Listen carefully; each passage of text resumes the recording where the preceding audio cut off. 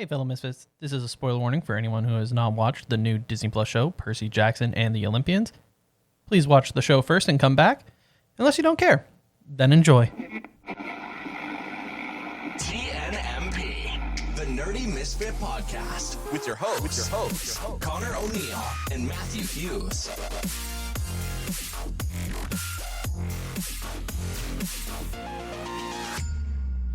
Woo! Wee! Whoop! This is a long-awaited... Long-awaited indeed. This is happy middle of February, almost end of February. Almost end of February. Look at us being ahead of the game. Have you watched any of the anime of the month? By the time this episode has come out, I sure have. Okay. So we're gonna have to. Well, that's good news. So obviously last week was the Valentine's Day episode, which unfortunately happened exactly on Valentine's Day. So we had no choice but to do a Valentine's Day themed episode. So we push this episode back, just like that Batman episode that has yet to come out. Exactly. One day, guys. One day. But yeah, so this episode has been pushed back a little bit, but we're finally going to discuss the Disney Plus Percy Jackson show. Heck yeah. For those of you that don't know, Matt is a huge Percy Jackson fan. I've never said that. First thing first, let's get out of the way. It's been confirmed for a second season. That's exciting. That is exciting. I guess we should let's just open it up with this. Did you like it? Heck yeah, I did. I thought it was a solid show. I mean, did you like it more than the movie? That's cool, buddy. If someone says they like the movie more than the books, they don't know their content. Was it better than the book? Nothing is ever better than the book. I don't know. Is there stuff that's better than the books? We're talking anime? Just in general. Because, Demon Slayer. I don't know if necessarily better, but The Hobbit is longer. Oh, dude! If we're gonna be talking about book to movie adaptation, because I don't think The Hobbit is bad per se. I think some things aren't great in the film compared to the book, but there were some scenes that I enjoyed that were extended. That's fair. I think, you know what? I will say, yeah, if certain things are extended, like they did a TV show of a John Green book called Looking for Alaska. There's stuff extended in the show, but I enjoy it also because they brought the author and was like, hey, is there anything you didn't add into the book that you wanted to add into the show? And they're like, yeah. So I think it's like stuff like that. I'm like, yeah, that's the added stuff, so that's cool. And we talked about it for anime as well, where a well-done anime might extend fights and envision the fight choreography a different way than necessarily is in the manga because we only see panels. Yeah. And if they can really make the fight come to life, it's usually a good sign that technically that's extending what's in the source material. Agreed. But you still want to make sure you're covering the source material, right? Yeah, definitely. But so overall, I'd have to agree. As of right now, I've only read the first book. Yeah. So let's go with your thoughts first, because I'll spiel on for a bit. Okay, so I haven't looked through too many things. The other thing was I'm not super critical about some of the changes per se from book to movie, as long as the core of the story is told. Like, I'm not someone who, even with anime, I'm not someone who's like, oh my gosh, you didn't have every single panel in the anime. Like, what are you doing? Yeah. Like, if some things need to be removed for stuff like pacing, obviously this is broken up into episodes, so things need to have that kind of flow. Yeah. Other things in a lot of time can just also be shorter. They don't need to be as long-winded. I think a good example is Percy getting the weapon. Yeah. I think it's not the first chapter, second chapter. Anyways, it's pretty long-winded, all the talking and stuff that goes on in the museum before getting the weapon. Yeah. And then in the show, he kind of just gets it outside real snappy-like, and it's like, okay, all systems go. But part of that's also to try and catch people. Yeah, I think for the first episode, for sure. But overall, I know a lot of characters look different than the book counterparts. And for me, something like that is never that big of a deal. It's never going to be a deal breaker. Let's say that it's never going to be a deal breaker for me. Especially Matt and I have talked about this off the podcast, which is we're dealing with children actors, and wouldn't you rather just have skilled actors? Yeah. That don't necessarily fit the appearance of the book character over someone who's perfect and isn't good at acting? Unless the race or the culture of a character is pivotal for the story, then I fully agree it doesn't matter. I see what you're saying, yeah. Like you can't, if someone is important for Indigenous. Exactly.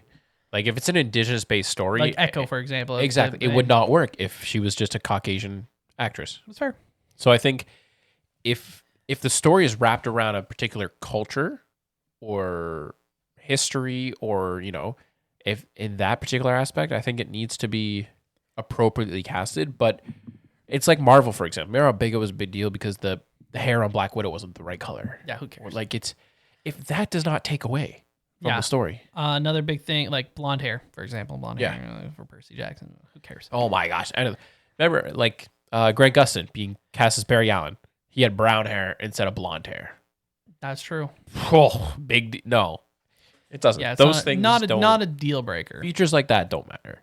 And I did have maybe the first 2 episodes. Some of the actors felt a bit stiff. Could just be nerves.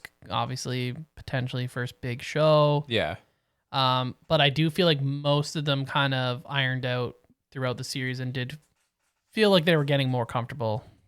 Yes, I would agree with that. I think, the first couple episodes, you kind of see where they're kind of like, they're getting more comfortable, but in a way, it kind of helped the story a bit. I guess you could, because it's also the first time they met. Exactly. So, in a way, you could be like, oh, it's totally intentional, But yeah, I'm not going through being a super hypercritical about a lot of the differences. I thought, overall, it told the story properly.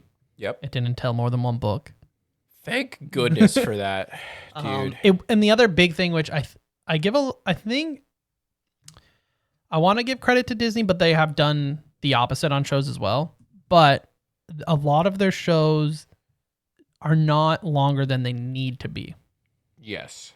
Mando season 3 was maybe an example that was pushing it. It was probably longer than it needed to be. Yeah. But for the most part, a lot of their shows have been kind of hitting that mark of like, oh, this only needs to be 6 episodes, 5 episodes, 8 episodes. It's what it needs to be. It's not longer or shorter than anything. I think the episode count, like 8 episodes, it was perfect. Solid. I don't really think we needed anything more. Like even the last episode kind of felt like too much at some parts. Some parts, yeah. But yeah, overall, I felt like the pacing of the show was pretty well done.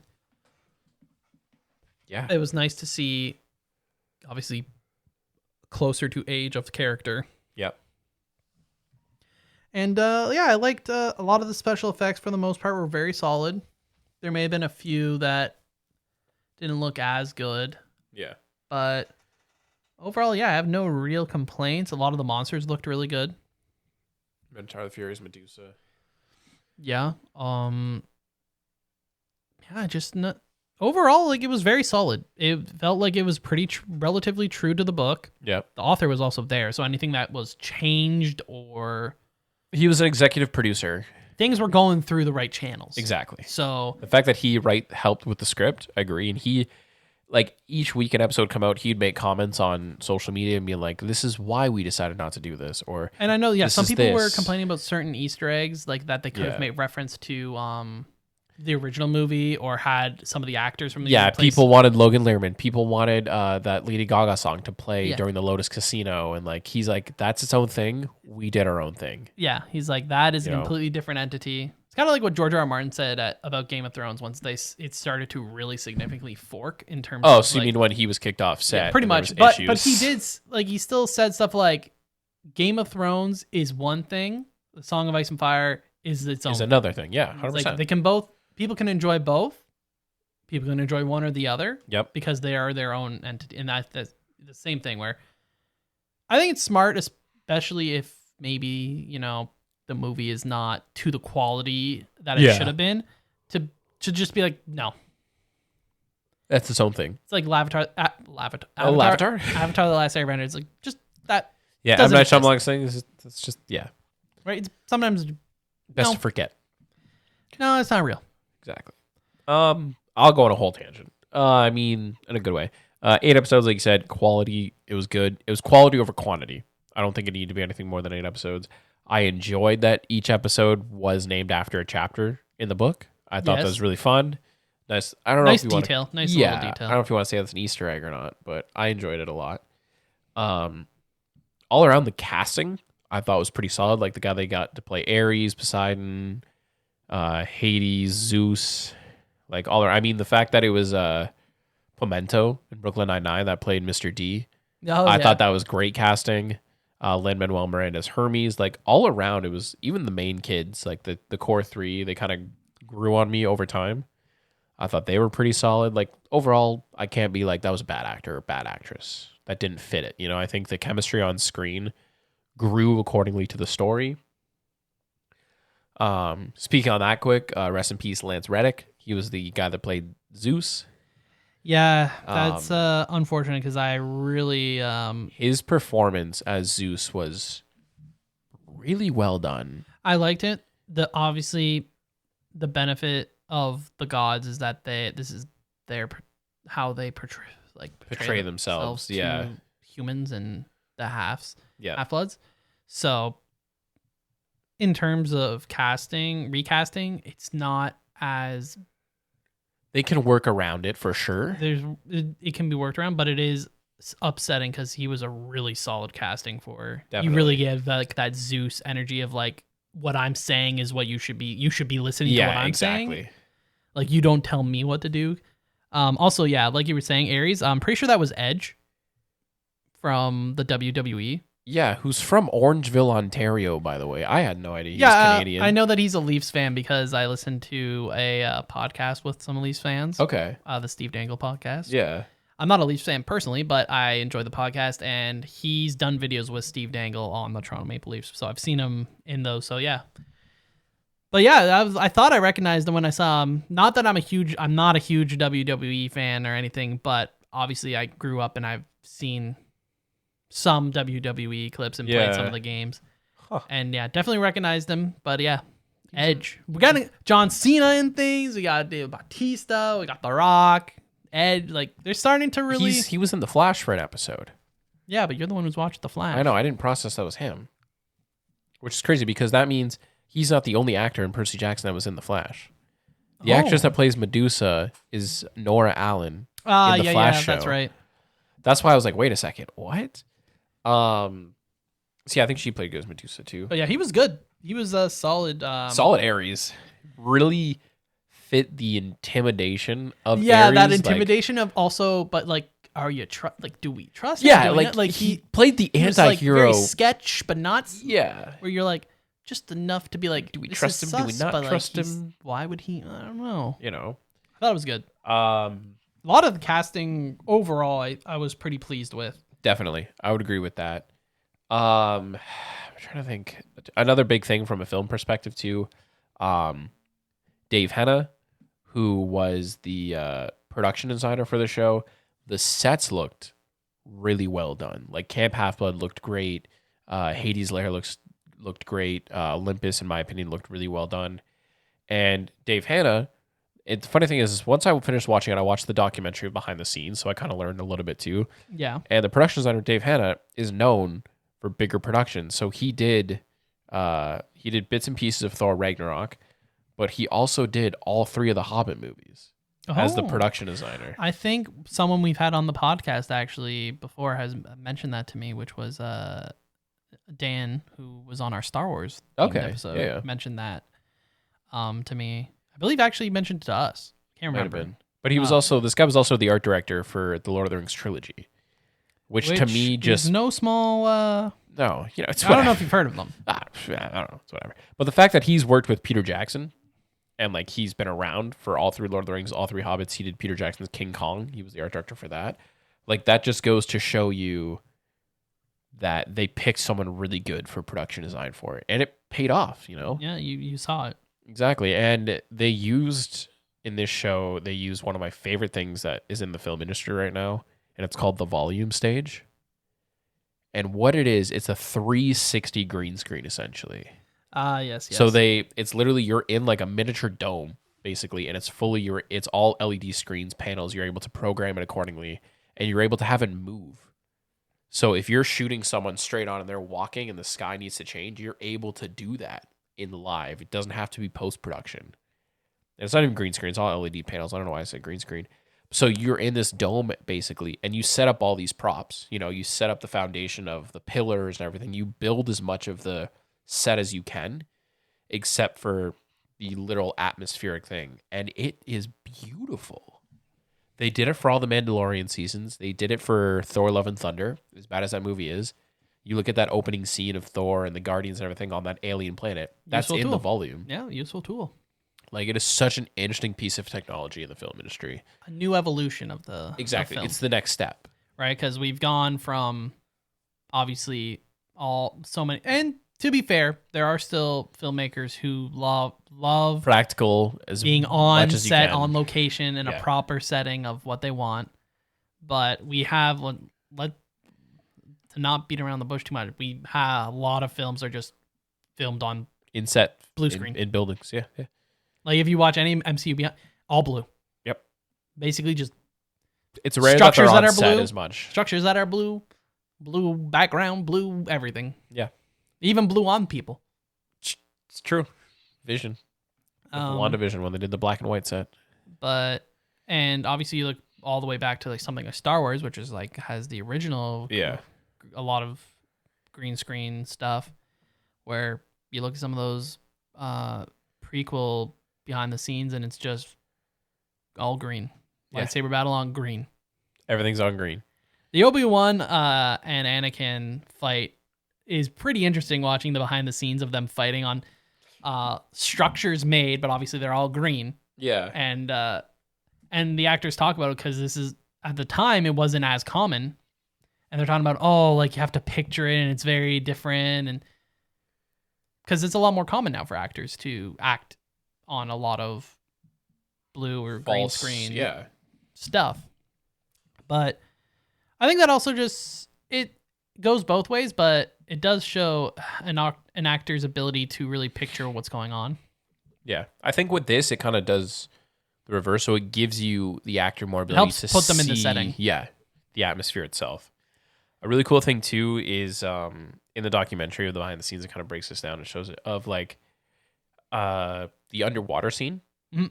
And like that was actually shot in a tank, and the main actor had to go through like breathing exercises and swimming training to shoot that they underwater. go full Avatar too. Yeah, literally.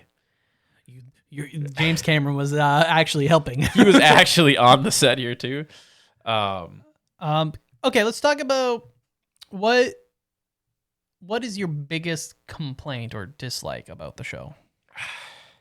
Because I feel like my one nitpick we talked about is the lack of reference or talking about Percy having dyslexia and ADHD, which is literally, without those two things, this series wouldn't exist, right? Exactly. The premise of this story of Rick Riordan writing Percy Jackson goes back to him talking to his young kid about this hero named Percy Jackson who had dyslexia and had ADHD just like his child. Like it's, he wrote this story originally to tell this bedside story to his kid to know you're okay, and that personally, that makes me think back to the X-Men being created by Stan Lee. Stan Lee wrote these characters that were different so people that felt different could relate.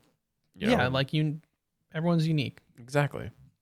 So it's definitely a nitpick, but I feel like that's probably my biggest.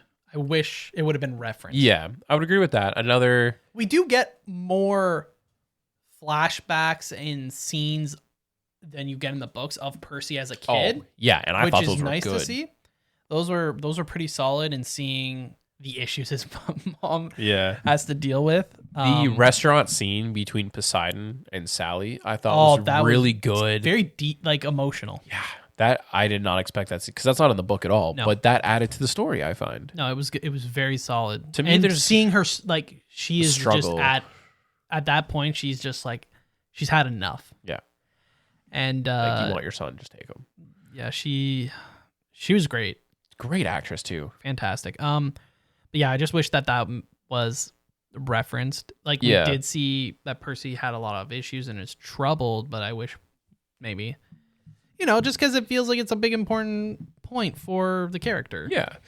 For me, outside of that, like in comparison to the book, I think my only other nitpick might be the when they go get Ares' shield and they go to the water park. Yeah. I feel like that I kind of wished for the mechanical spiders because to me that's a big part of did you feel Annabeth. like it was really quick? I felt that was really quick. In the book, for those who don't know, there's mechanical spiders, and it gets mentioned on the final episode of the season. Luke just does it as a throwaway line that Annabeth has a fear of spiders. And in the book, there's mechanical spiders that come out of nowhere at the water park. And to me, that's a big part of Percy and Annabeth's connection, like that relationship. That is a big turning point for them because he kind of saves her, and then that's when she's like, oh crap, this guy's got guts, kind of thing like that. And that kind of comes as a changing point for me. So that's my only nitpick. But then Rick Riordan obviously goes on. He goes, no, we made that decision. Like the fact that Rick Riordan was like, no, we made the decision. This is why it had to be like a technological. It would have taken away from the scene. It would have changed Costs, etc. And I'm like, you know what? I respect that. What'd you think about the change to Percy's stepdad, where he is a little bit more of like the comedic, like useless stepdad as opposed to the abusive stepdad? Yeah, the I don't think it would have translated as well if he was abusive. I'm going to be honest with you. I think there wasn't. You need some sort of humor. Not saying you have to, but I also don't. I don't think it took away. I don't think it took away for sure. I think also from because the way he is written in the show, he's still a burden. He still causes stress and issues for both Percy and his mom. Yeah, whether it's physical or emotional. If they show abuse, that might have to change the rating as well. So it's no longer like a PG or like a. Yeah, it could have potentially changed ratings. Could have affected. Yeah, could have definitely changed things as well. Yeah, I'm okay without them adding that. I mean, Gabe still. I'm not upset that it wasn't there. Yeah, like I said, he's still the importance of him being a piece of crap is still there. Yeah, he's still a piece of crap. So, but that is a change, obviously, between Percy. Yeah, were you a fan of the book? Like in comparison, like you recently more read it than I did, obviously. Yeah, no, the book is. I feel like it's pretty fair to say like you're never source material is always what you should be referencing as like this is the source material. This is the goods. This is the goods. Yeah, and there's probably rare occasions where people have made it better, very rare. But I think the book overall is still better. I think this is a solid adaptation though. But definitely very well done adaptation for sure. I don't have many complaints. I'm obviously not the biggest Percy Jackson fan either. I'm sure if we were to hop on Reddit, people would go. There'd probably be people on both sides of the camps for sure. That's just the way it be. Yeah, there is an Easter egg that I really enjoy. So there's a couple of Easter eggs that I can just pinpoint now. I think it's episode 1, when he's about to get expelled from the academy and he's talking to like the headmaster and stuff like that. There's a guy sitting in the corner, and it's just Rick Riordan. He's just there. I like when that's kind of what happens with like writers or original actors of things, and they're just kind of there background. Exactly. I'm like, that's a good one. Another thing too is in the Lotus Casino. This is more of an Easter egg for those who have read the book. When they're looking for Grover and he's at like the VR headset and stuff on, you can hear a little boy yell the name Bianca, and you don't know who that is yet in the book. It's a character that pops up in the third book, and it is such a good Easter egg for those book readers. And I watched a couple interviews of people be like, I don't know what you're talking about, ha ha ha. And then like at the end of the series, they're like, yeah, no, that is 100% what it was. Like that was a intentional Easter egg. So I'm excited for that. It's exciting that season 2 is happening. Yeah, it's pretty good stuff. Getting a season 2 is definitely a good sign. He's writing a new trilogy, no? Yeah. So the way the Percy Jackson books go is there's the Percy Jackson and the Olympians is the first 5 books. Sequel series called Heroes of Olympus. Next 5. Third series is Trials of Apollo, which is all about Apollo. But it still takes place at Camp Half-Blood. You still see a lot of the same characters pop up here and there. And then there is a single book, which was partnered with Rick Riordan, partnered with someone else to write it. Okay. I believe that's called Sun in the Star. That is a Percy Jackson and Nico D'Angelo story. And then this past September, there was a sequel Percy Jackson book, which we've talked about. I probably mentioned it. If I didn't, I'm surprised if I didn't on the podcast before. You probably did, for sure. I'm trying I feel to like the remember. only reason I would know is because of you. Yeah. I'm trying to figure out what the actual name is. Oh, Chalice of the Gods. Basically, this is now Percy has got to get to college. You know, so we see that through the progression of the book series, he's 12 in the first book. Right. And we see him go through finishing middle school, going into high school, finishing high school, and now A coming to age story. And basically, Literally. Chalice of Gods was, everyone thought it was just going to be a one-off book. And then it came out, and Rick Riordan was like, by the way, I'm not ready to write my Irish mythology book series yet. So I've decided to write 2 more Percy Jacksons. You guys are getting a sequel trilogy. And everyone was like, Whoa, damn. All right, let's go. Single trilogy. Which obviously there's crossovers in his other books series Of 2. course, yeah. So he has a Magnus Chase and the Asgardians trilogy, which is Annabeth's cousin. Yep. This Magnus Chase. Not to be confused with Annabeth Chase. This world is complex. Yeah. It's got many things going on. Cool. He also has the Kane Chronicles, which is Egyptian mythology. And there's been one-off crossover books. Like there's a book called Demigods and Magicians, which is Percy meeting the characters from the Kane Chronicles and stuff. Not too shabby. So Not too shabby. yes. So The next book is called Wrath of the Triple Goddess.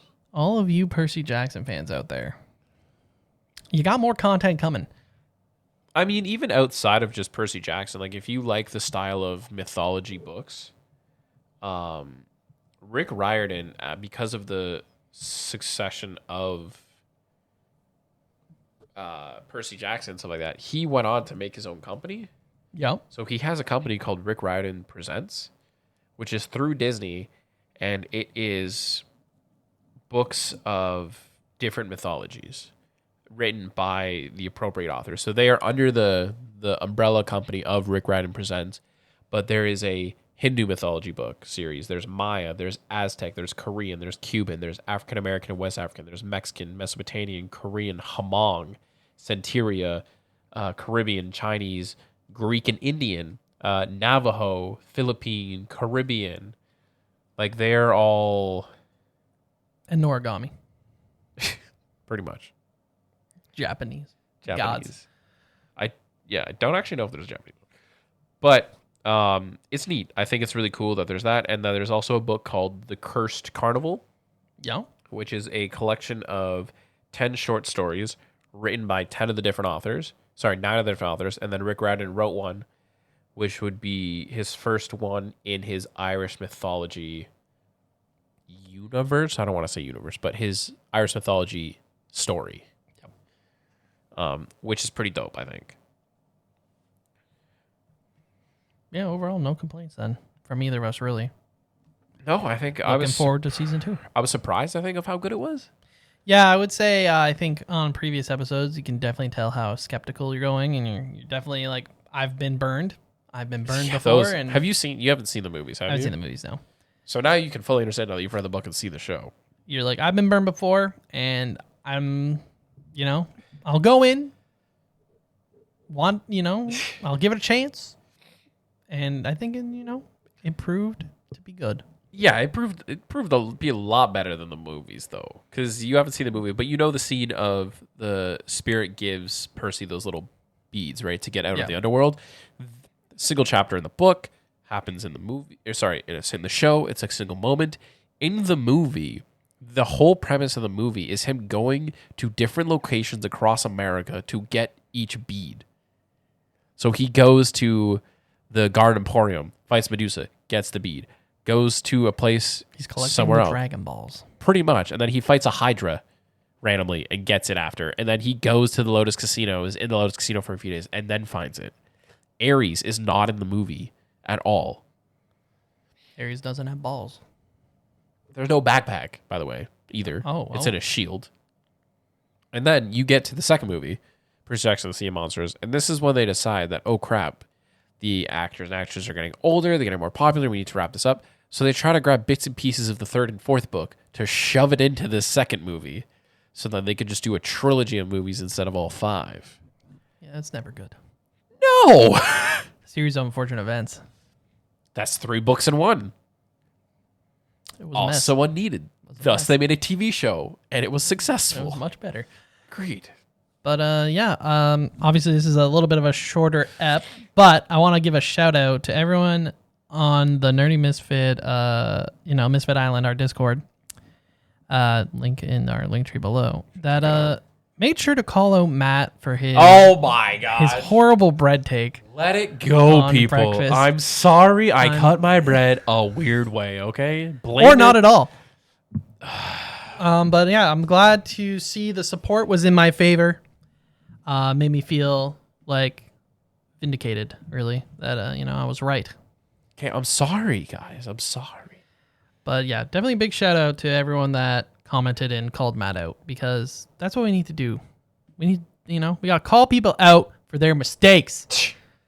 Feel free to call us out in our Discord, call me out. I probably made many mistakes already on this podcast, but my toast cutting, my sandwich cutting, I should say. I'll just want to also mention this last week, but I'm going to mention it again in case people aren't into Valentine's Day and they didn't listen to the Valentine's Day episode, which is, I respect. We're on YouTube now, properly. Yep. Updating properly. Every episode will be out when the episode goes out live. So if you're a YouTube listener / watcher, we're happy to have you. Please feel free to drop comments below. Subscribe. We post a new podcast every Wednesday, and it could be about, anything. I mean, if you just listen to last week's episode to really know. Exactly. Listen to that. It's a fun-filled episode. If you're a YouTube listener, we'd love to see the comments, subscribe, see those numbers go up, and join our Discord as well if you aren't on YouTube, or even if you are on YouTube, and join the conversation. Call out Matt. He loves to see it. Call out myself.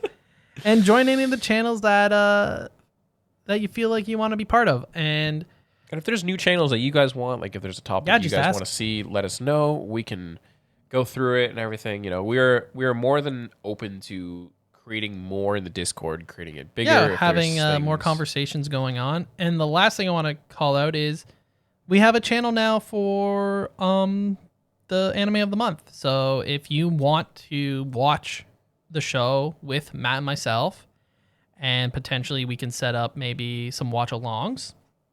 Yep. If that interests anyone. But the main thing is it's there for if you want to just be like, hey, I watched episode 3 and this is X. I have this opinion about whatever. Feel free to throw it in there. We definitely want to be able to have a discussion with you guys about the shows as part of the reason why we're doing this series. And just make sure to put a spoiler warning if you're doing a spoiler.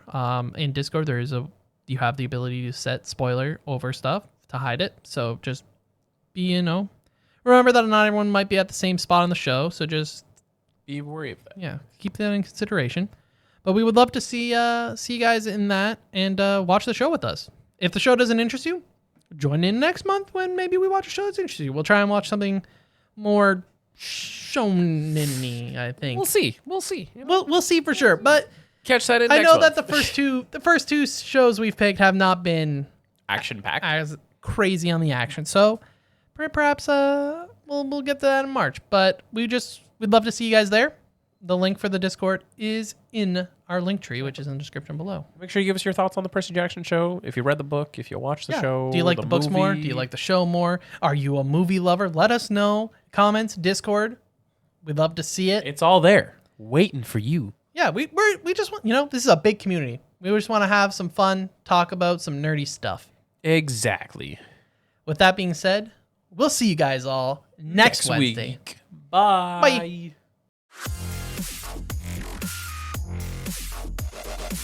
TNMP, the Nerdy Misfit Podcast. Don't forget to join the island by dropping a follow. Thank you, and see you next week.